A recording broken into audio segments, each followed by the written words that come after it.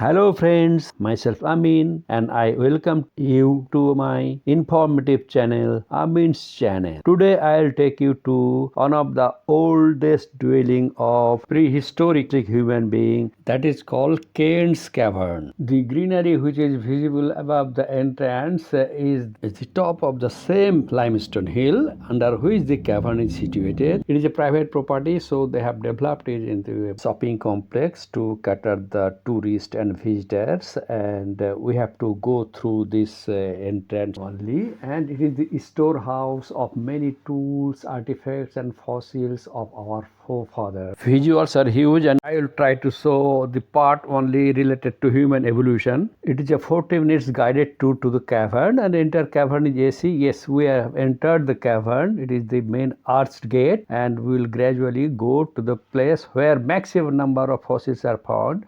With the help of some candlelights, they have tried to create cave conditions that existed in prehistoric time.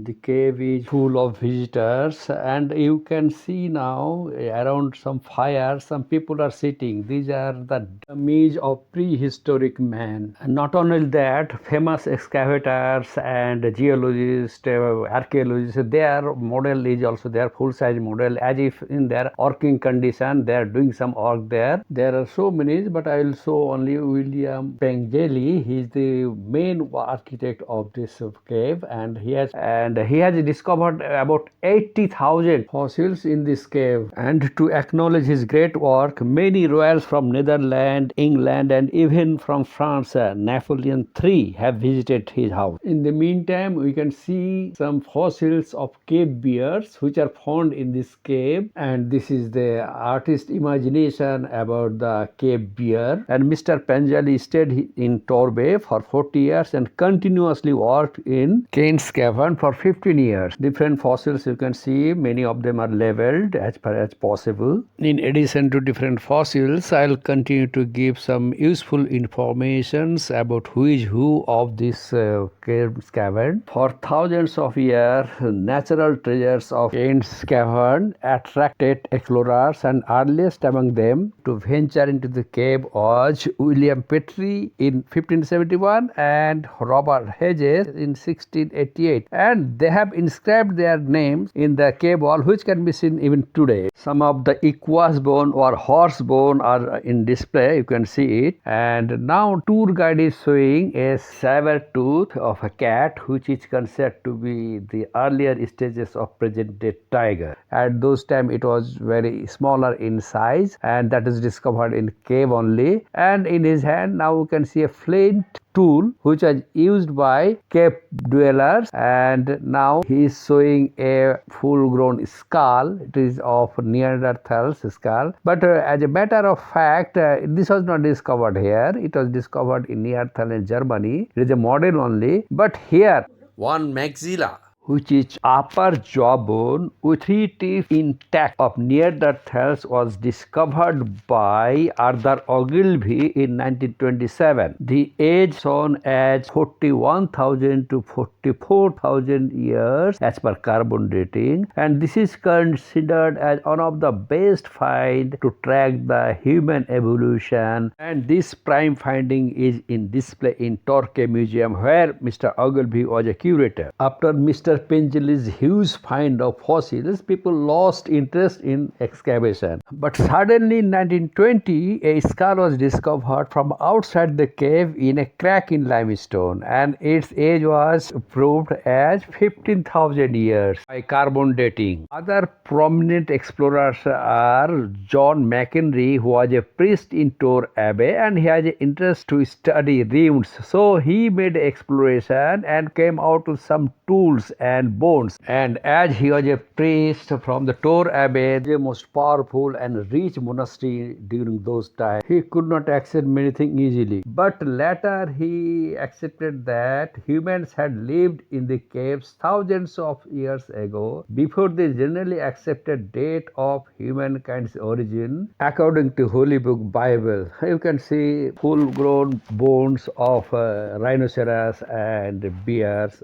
These are all discovered in the cave only. As skull was not discovered, I am not showing. In this place, so many human skulls are there. Charles Darwin's Origin of Species book was published in 1859, and when he came to know about all these discoveries by Pengeli, he came to Torbay and stayed here for 6 months. And finding all these things, he was very much pleased because all the discoveries are supporting his evolution theory. Different stone tools are on display. These needs no explanation. We have seen in other museum also the same things, replica of all these things, and some bow and arrow.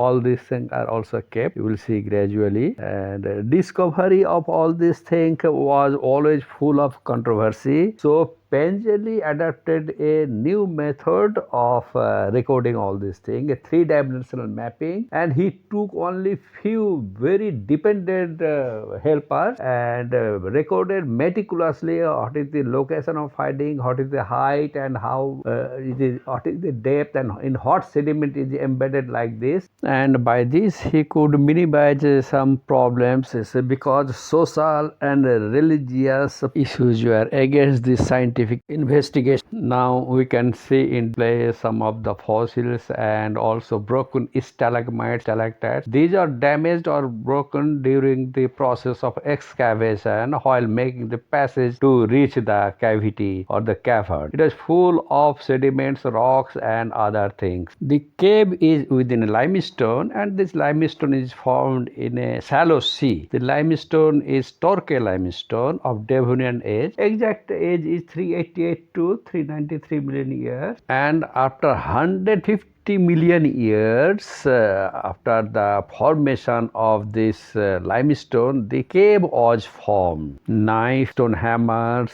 skin quiver, and other tools you may have seen, and these are the other tools they have used, and this is the stone hammer and some of the tools in the display. Interestingly, tools used by Homo erectus and Neanderthals both are there, and Neanderthal tools are technologically more advanced. Though these are not kept in separate gallery, you can see the conventional traditional bow and arrow like some tools, instruments they use for hunting and other things. Now we can see some inscriptions of early explorers who went inside and written their names. I have photographed during my visit inside. Now let us devote last few minutes on woodland trail, which is very popular among the children. And here, based on fossil discovery in the cave, they have prepared some fiber models of some of the animals, and they are kept in natural condition. A sabre cat can be seen here. It has elongated blade-like canine teeth